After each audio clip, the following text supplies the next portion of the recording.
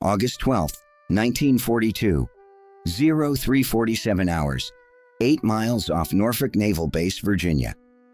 Kapitänleutnant Klaus Hartmann pressed his eye against the periscope lens, his hands trembling, not from fear of detection, but from what he was witnessing.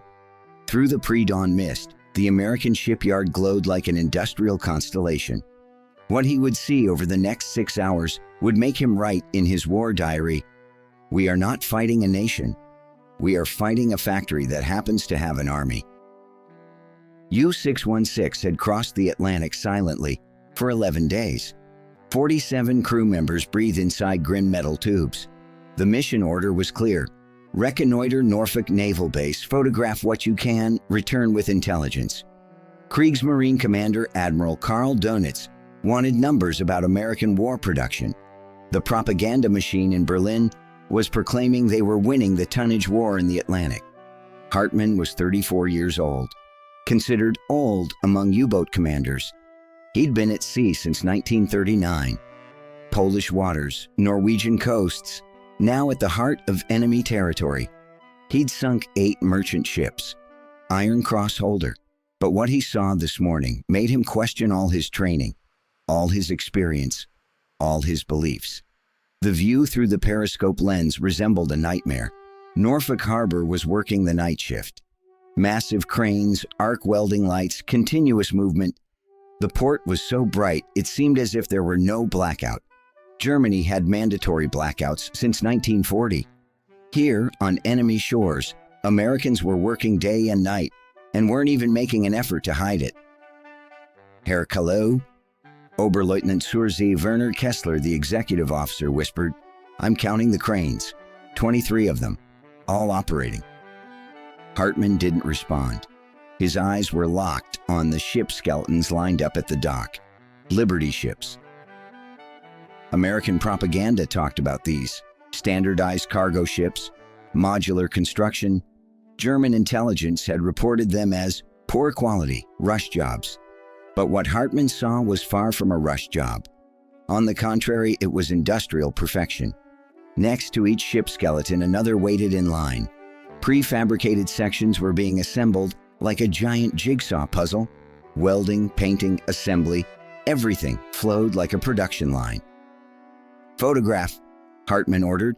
"Document everything. Berlin won't believe this."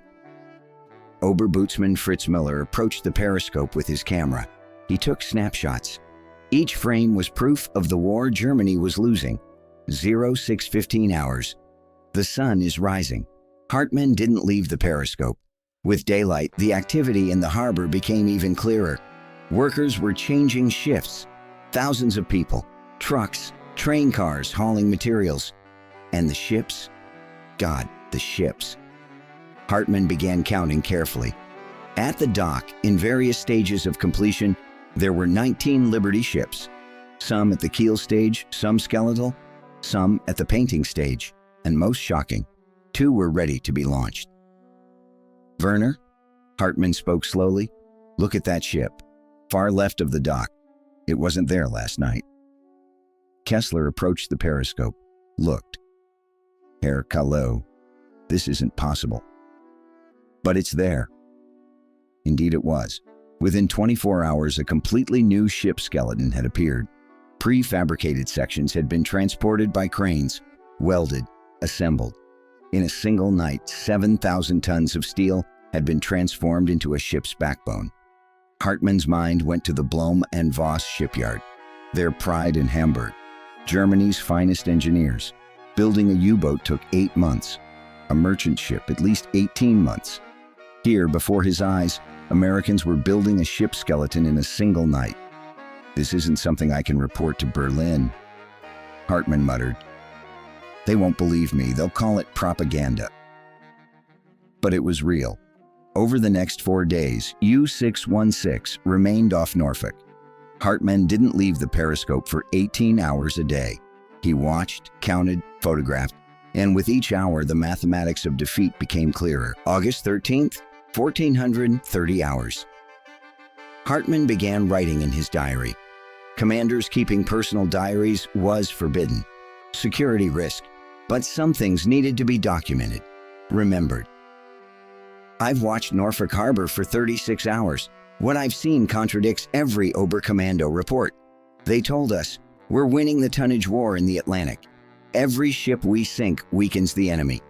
The truth, for every ship we sink, the Americans build 3. In a single shipyard at a single time, 19 ships under construction. And this is just one shipyard. According to intelligence reports, there are 18 major shipyards on America's East Coast. Hartmann put down his pen, calculated the numbers in his mind. 18 shipyards times 19 ships equals 342 ships, simultaneously, under construction. And these were just the East Coast shipyards. West Coast, Great Lakes, Mississippi River shipyards hadn't been counted yet. The U-boat fleet had built a total of 1,150 submarines during the entire war. In 3 years, Americans could build more ships in a single year, perhaps many more. Herr Kalil, Kessler brought a report. The hydrophone operator is listening to harbor traffic, ships coming and going. 3 to 4 ships per hour. So 70 to 80 ships per day, Hartmann calculated, in a single port. My God. August 14th, 2200 hours. The night shift had started. Hartmann watched the lights in the harbor. German shipyards had night shifts, but they were limited. Electricity rationing, air raid threat, personnel shortage. Here there were no restrictions. Cranes were operating. Welding continued. Trucks hauled materials. As if there were no war. As if resources were unlimited. Oberbootsman Miller shared an observation. Herr Kalil, look at those trucks. All the same model. Thousands of them. It was true. GMC CCKW trucks were moving around the shipyard like ants. Each could carry 2.5 tons of cargo. And these were just civilian shipyard trucks. Military logistics were separate. Hartmann thought of Wehrmacht units on the Eastern Front. They were still doing logistics with horse-drawn wagons. Truck shortage was chronic. Fuel scarcity was a constant problem. Here, on enemy soil, Americans were using thousands of trucks just to build ships. Werner, Hartmann spoke quietly, we've lost this war. Kessler was shocked. Herr Kalil, we've lost. We lost in 1939, we just didn't know it yet. If a nation can build ships at 10 p.m. at night with thousands of trucks, hundreds of cranes, tens of thousands of workers, we never had a chance. August 15th, 0800 hours. 4th day. Hartmann was now recording numbers. Methodically, scientifically, because it was incredible. In the last 4 days, 3 Liberty ships were launched. 5 new ship skeletons were started. Average construction time, 45 to 60 days. Single shipyard capacity, 6 to 8 ships per month. All of Germany's shipyards could produce 3 to 4 merchant ships per month total. In good times, this single American shipyard was producing twice that. But the numbers were even worse. Hartmann recalled intelligence documents. America's plan, produce 8 million tons of shipping in 1942. Germans had laughed at this, called it impossible. Now, looking through the periscope, Hartmann saw that the impossible was real. When they see the photographs, Kessler spoke, what will Oberkommando say? They won't believe it, Hartmann replied. Or they'll blame me. They'll say you're exaggerating. They'll say you've fallen for enemy propaganda. So what do we do? Hartmann remained silent for a long time. Then he pulled out his diary, continued writing. I've observed enemy production for 4 days. The results are clear. Germany is at a 1 to 10 disadvantage in industrial capacity. Perhaps worse. The U-boat war can't be won. Every tonnage we sink is replaced within weeks. Donitz's strategy has collapsed. They told us if we sink 700,000 tons per month, we can collapse England. But the Americans are producing 2 million tons per month. They're doing the math, we're not. August 16th, 0400 hours. Withdrawal. The batteries were depleting. Air reserves were running low. Food was limited. It was time for U-616 to to return to France. Hartmann looked through the periscope one last time. Norfolk Harbor was glowing as always. Cranes, lights, movement. A factory that never stopped. "Set course," he ordered. 090 degrees. We're returning to Lorient. The submarine slowly turned. It moved away from the American coast, toward deep waters, darkness, home. But in Hartmann's mind, the image of Norfolk was etched. He would never forget it. Because what he saw in that shipyard wasn't just ships. It was Germany's fate. September 5th, 1942. Lorient U-boat base, France. U-616 returned home after 22 days. The crew was exhausted. Morale was low. They hadn't sunk an enemy ship. They'd only watched, photographed. Hartmann presented his report to forgotten Kapitän Heinrich Lehmann-Willenbrock.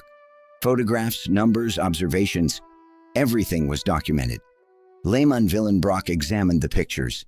He frowned. "Klaus, these numbers, couldn't they be exaggerated?" "No, Herr Forgotten Kapitän. Conservative even. I only watched one shipyard. America has over 50 shipyards." 50 shipyards?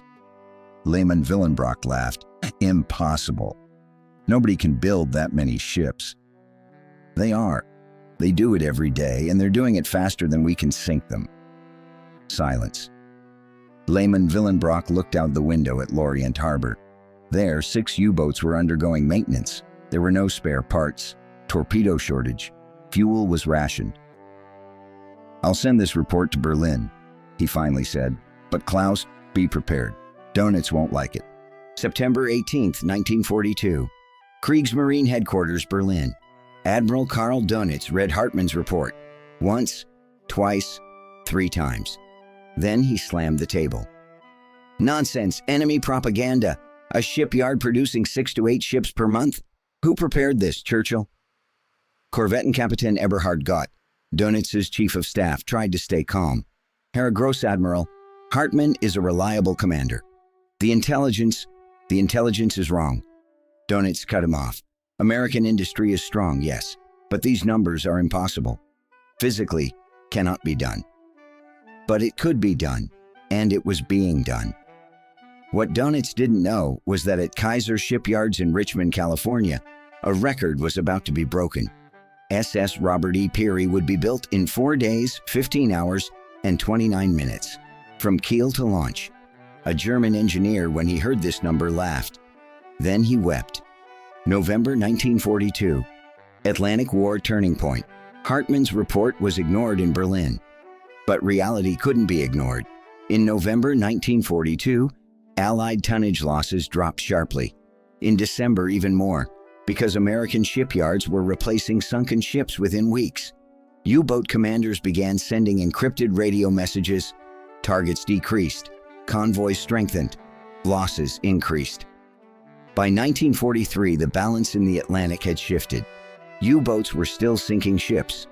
But for every tonnage sunk, Americans were producing 3 times more. Mathematics was merciless. May 1943. Black May, the collapse of the U-boat fleet.